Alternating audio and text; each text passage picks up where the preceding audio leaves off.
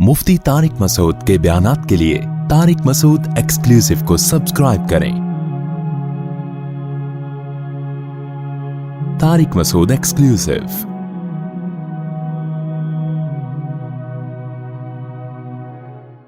नबी सल्लल्लाहु अलैहि वसल्लम ने फरमाया कि लैलतुल क़द्र में ये दुआ ज़्यादा पढ़ा करो, अल्लाहुम्मा इन्नका अफ़ुव्वुन तुहिब्बुल अफ़्वा फ़अफ़ु अन्ना। ऐ अल्लाह, तू मुआफ़ी को पसंद करता है, सरापा मुआफ़ी है, बस तू हमें मुआफ़ कर दे। कुरान में दो जगह अल्लाह ने लैलतुल क़द्र की फ़जीलत बयान की, एक सूरह दुखान में और एक सूरह क़द्र में। सूरह दुखान में कहा इन्ना अंज़लनाहु फ़ी लैलतिन मुबारका, हमने इस कुरान को नाजिल किया बरकत वाली रात में। और सूरह क़द्र में है इन्ना अंज़लनाहु फ़ी लैलतिल क़द्र, हमने क़द्र की रात में इसको नाजिल किया। और दोनों जगह कुरान में है तनज़्ज़लुल मलाइकतु वर्रूहु फ़ीहा मिन कुल्ली अम्र बिइज़्नि रब्बिहिम मिन कुल्ली अम्र, कि फ़रिश्ते इस रात में अल्लाह के हुक्म को लेकर नाजिल होते हैं। और सूरह दुखान में कहा फ़ीहा युफ़रक़ु कुल्लु अम्रिन हकीम, हर हिकमत वाले फ़ैसले इस रात में किए जाते हैं। तो ये सब लैलतुल क़द्र के बारे में है। इसको लोग शब बारात पर ले जाते हैं। और कुरान में है खैरुम मिन अल्फ़ि शहर, 1000 महीने से बेहतर है। तो इसलिए लैलतुल क़द्र को तलाश करना चाहिए। हमें मुतय्यन तौर पर वो बताई नहीं गई है। बताया गया था नबी सल्लल्लाहु अलैहि वसल्लम को, लेकिन आपको भुला दिया गया। इसमें हिकमतें हैं, मसलहतें हैं। बड़ी हिकमत यह है कि अगर बता दी जाती तो हम रमज़ान के आखिरी अशरे में पूरी में इबादत ना करते, पूरे साल सोते रहते, पूरे रमज़ान सोते रहते और ख़ास उस रात को कुछ अल्लाह अल्लाह कर लेते। और ये भी ख़तरा था बता दी जाती तो उसमें गुनाह का अज़ाब भी 1000 गुना, सैकड़ों गुना बढ़ जाता, फिर हुज्जत तमाम हो जाती। फिर कोई गुनहगार ये नहीं कह सकता था कि भाई मुझे क्या पता था आज लैलतुल क़द्र है। तो बड़ा अज़ाब आ सकता था अल्लाह का, कोई उस रात में गुनाह करता। तो इसलिए अल्लाह की हिकमत ने इस बात का तकाजा किया कि इस रात को छुपा दिया जाए। अब इम्कानात हैं। पहली बात तो रमज़ान में होगी, इतनी बात तो तकरीबन यकीनी है। दूसरी बात रमज़ान के आखिरी अशरे में होगी, ये भी तकरीबन यकीनी है। अब आखिरी अशरे में फिर हमें यकीनी नहीं बताया कौन सी रात। ये बता दिया गया कि ताक़ रातों में, यानी 21वीं रात, 22वीं रात, 23वीं रात, 24वीं, 25वीं, 27वीं और 29वीं, इन रातों में इम्कान ज़्यादा है। और बाज़ हजरात के नज़दीक 27वीं में इम्कान और भी ज़्यादा है। बाज़ हजरात का मौक़िफ़ है, लेकिन यकीनी बात नहीं है। तो ताक़ रातों में यानी कोशिश तो करें रमज़ान के आखिरी अशरे में इबादत करें, वरना कम से कम आखिरी दर्जा क्या है कि रमज़ान की ताक़ रातों में ख़ुद भी नमाज, तिलावत और दुआ में दिल लगाएं, और अपने घर वालों को भी नमाज़ों और तिलावत में लगाएं, दुआओं को बच्चों को भी लगाएं। उठाया करें रात को जाके कि बेटा उठो, थोड़ा अल्लाह अल्लाह कर लो, नमाज पढ़ लो, कुछ अल्लाह से दुआएं मांग लो। दुआ को बहुत फोकस करना चाहिए। आजकल दुआओं को छोड़ दिया बिल्कुल, हालांकि सबसे बड़ी इबादत ही दुआ है। दुआ में अल्लाह और बंदे का जो कनेक्शन होता है ना, वो नमाज में भी नहीं बनता, वो तिलावत में भी नहीं बनता। वो जो ताल्लुक़ बनता है ना अल्लाह और बंदे का दुआ में, वो किसी इबादत में नहीं बनता। तिलावत का मतलब तो ये कि अल्लाह आपसे क्या कह रहा है वो सुन लें आप, इसमें तो ये फ़ायदा होता है। लेकिन दुआ में तो आप अल्लाह से ताल्लुक़ बढ़ाते हैं ना, आप अल्लाह से मांगते हैं। तो इसलिए इन रातों में खूब गिड़गिड़ा के लंबी लंबी दुआएं मांगने का मामूल बनाएं। एतकाफ़ वाले साथी भी बैठ जाया करें अकेले में, कहीं कुछ कर लें, अल्लाह अल्लाह سب کچھ مانگ لیں یہ سوچ کر کہ جو مانگیں گے اللہ ہمیں وہ دے گا. جب انسان مانگتا ہے نا پتہ نہیں ملے گا نہ ملے تو پھر ملتا نہیں ہے. اللہ کہتا ہے جب تیرا میرے بارے میں یہ نظریہ ہے کہ میں دیتا ہی نہیں ہوں تو پھر مانگتا رہے بیٹھ کے میں نہیں دوں گا. اللہ میں استغنا بہت ہے. اللہ کا معاملہ یہ ہے کہ اللہ میں استغنا بہت ہے. اللہ کے سامنے جھکو گے تو وہ چپڑ پھاڑ کے دے گا. تھوڑی سی بھی اکڑ دکھاؤ گے تو پھر اللہ کا کچھ نہیں بگاڑ سکتے, پھر خود ہی رلتے رہو گے, ساری زندگی برباد ہوتے رہو گے. جیسے نبی صلی اللہ علیہ وسلم نے ایک بوڑھے کو بخار میں دیکھا, فرمایا کہ طہور, یہ بخار تمہارے گناہوں کو معاف کرے گا, خیر برکت کا ذریعہ ہے. وہ بیچارہ کہیں غصے میں تھا, اس نے کہا یہ ایک بڈھے کو تنگ کرنے کے لیے آیا ہے. آپ نے فرمایا اب ایسا ہی ہوگا, یہ گناہوں کی معافی کا ذریعہ اب نہیں بنے گا. تو دعا میں مانگیں یہ سوچ کر کے یقینی طور پر اللہ میری دعا کو قبول کرے گا, اور بار بار مانگتے رہیں. مانگیں کیا, یہ بڑی پرابلم ہے, یہ بڑا مسلمان کے ساتھ مسئلہ ہے. بھائی بڑی بڑی چیزیں مانگیں اللہ تعالیٰ سے. سب سے بنیادی ضرورت ہماری کیا ہے؟ فمن زحزح عن النار وادخل الجنۃ فقد فاز, جسے جہنم کی آگ سے بچا لیا گیا اور جنت میں داخل کر دیا گیا وہ ہے اصل کامیاب. یہ مانگو اللہ تعالیٰ سے, اے اللہ مجھے جنت. مانگنے کا مطلب پتہ ہے کیا ہوتا ہے؟ یہ نہیں ہوتا کہ میں انہی بدماشیوں میں رہوں لیکن آخرت میں مجھے معاف کر کے جنت میں داخل کر دینا, یہ قطعاً مطلب نہیں ہے.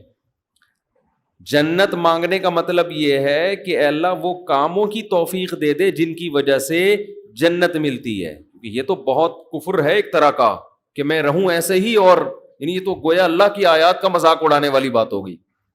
تو ہدایت مانگے, ہدایت, سیدھا راستہ, ایسا راستہ کہ جس پہ چل کے کیا ملتی ہے؟ جنت. اس راستے پہ چلا دے. یہ سب سے زیادہ مانگا کریں.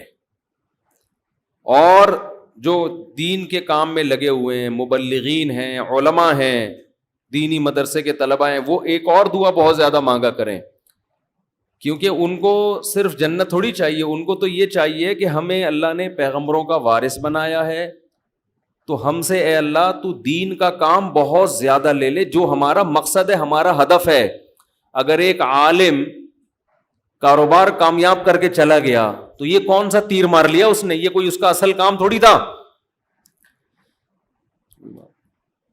ایک عالم شادی کر کے 4 شادیاں کی اور دھڑا دھڑ بچے پیدا کر کے دنیا سے چلا گیا, کام تو یہ بھی اچھا کیا اس نے, لیکن یہ اس کا اصل ہدف, یہ تو کوئی بھی کر سکتا ہے.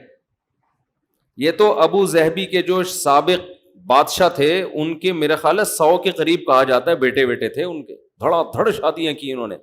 وہ لوگ تو پھر طلاقیں دے دے کے بھی کرتے رہتے ہیں نا عرب بادشاہ, انہیں کوئی نہیں پوچھتا کہ طلاق دے بھی ہم آپ اور نہیں, یہ حرکت شروع کر دینا, پٹو گے بہت برے طریقے سے. ویسے بھی شریعت میں پسندیدہ کام نہیں ہے طلاق دینا, کہ عرب لوگوں کے پاس پیسہ بہت ہے, وہ بھائی ایک بیوی کو طلاق دی ہے, بھائی بنگلہ دے دیا, وہ خوش ہوتی ہے, چل بھائی بنگلہ ملا, ایک اور شادی کی, تو ان کے ہو جاتے ہیں 100. تو عالم کا اصل کام کیا ہے؟ اللہ اس سے دین کا کام لے لے. جیسے پیغمبروں کو دنیا میں بھیجا گیا دین کی خدمت کے لیے, وہ اگر وہی نہ کریں تو پھر ان کا مقام اور مرتبہ ہے, ظاہر ہے ان کا مقام کس لیے؟ دین کی خدمت.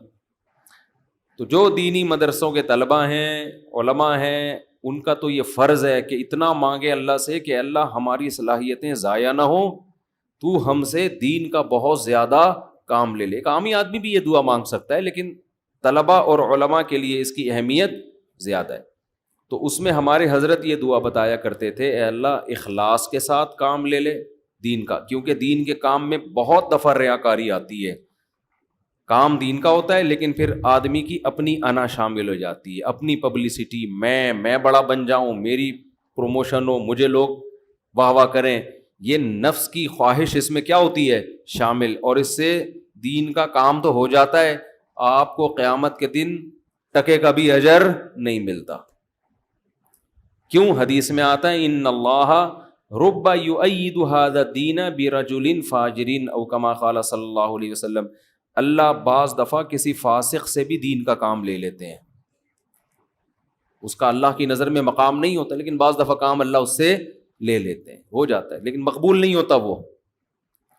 تو اخلاص کے ساتھ دین کے کام کی اللہ توفیق دے. کس کے ساتھ؟ اخلاص.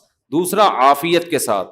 دین کے کاموں میں آزمائشیں بہت ہیں, جیلیں بھی ہیں, لوگوں کی صلواتیں بھی ہیں, تو انسان اللہ سے دعا یہی مانگے کہ عافیت کے ساتھ ہو جائے, آزمائشوں میں نہ گھروں میں. اور تیسری بات, قوت اور ہمت کے ساتھ. قوت الگ چیز ہے, ہمت الگ. پاور بھی ہو میرے پاس کام کی, کمزور آدمی دنیا میں کام نہیں کر سکتا, تو کام بھی قوت کے ساتھ ہو, پاور کے ساتھ, جاندار کام ہو, کچھ کر کے جاؤں دنیا سے. لوگ کہیں بھائی, لوگ کہیں نہ کہیں, اللہ کہے کہ کچھ کر کے گیا. لوگوں کو بعض دفعہ پتہ ہی نہیں ہوتا, کر کوئی اور رہا ہوتا ہے, کیش کوئی اور کرا رہا ہوتا ہے, تو اللہ کو پتہ ہے. اللہ کہے کہ واقعی تو کچھ کر کے آیا ہے. اور چوتھا, ہمت کے ساتھ. طاقت ہوتی ہے, بہت سے طاقتور ہم نے دیکھے ہیں سستی کی وجہ سے کام نہیں کر رہے ہوتے, پوستیوں کی طرح پڑے رہتے ہیں. وہ پاور بھی ہوتی ہے, بولنے کی طاقت, چلنے کی طاقت, دوڑنے کی طاقت, لیکن کیا ہر دوڑنے والا دوڑتا بھی ہے؟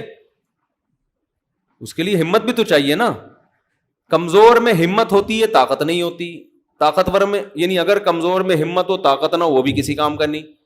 آپ میں طاقت ہے مگر ہمت نہیں ہے, آپ بھی کسی کام کے نہیں ہے. تو ہمت کے ساتھ, تو یہ 4 الفاظ کے ساتھ دعا مانگا کریں. اے اللہ دین کی خوب خوب خدمت لے لے, اخلاص کے ساتھ, عافیت کے ساتھ, قوت اور ہمت کے ساتھ. اتنی خدمت کہ میں دین کے کاموں میں کسی سے پیچھے نہ رہوں, کیونکہ مقابلہ ہے, کمپٹیشن ہے. پہلے میں کبھی یہ دعا مانگتا تھا, بلکہ میں کیا, ہمارے ایک دوست تھے, وہ انہوں نے ہمارے شیخ کو خط لکھا کہ میں یہ دعا مانگتا ہوں, اے اللہ میں دینی کاموں میں سب سے آگے نکل جاؤں, سب کو پیچھے چھوڑ دوں میں. حضرت نے فرمایا یہ سب کو پیچھے چھوڑنے والی دعا ٹھیک نہیں ہے. وہ کہیں گے ہمیں کیوں دعا میں ہرا رہا ہے, تو اپنے لیے مانگنا. یہ ایسا ہی ہے جیسے آپ کہہ رہے ہو اللہ مجھے اتنا پیسہ دے کہ وسیم سے زیادہ دے دے مجھے, وسیم مجھ سے پیچھے رہ جائے. تو وسیم کہے گا تو اللہ سے جتنا پیسہ مانگ, مجھے کیوں پیچھے کر رہا ہے اپنے, میں نے تیرا کیا بگاڑا ہے بھائی.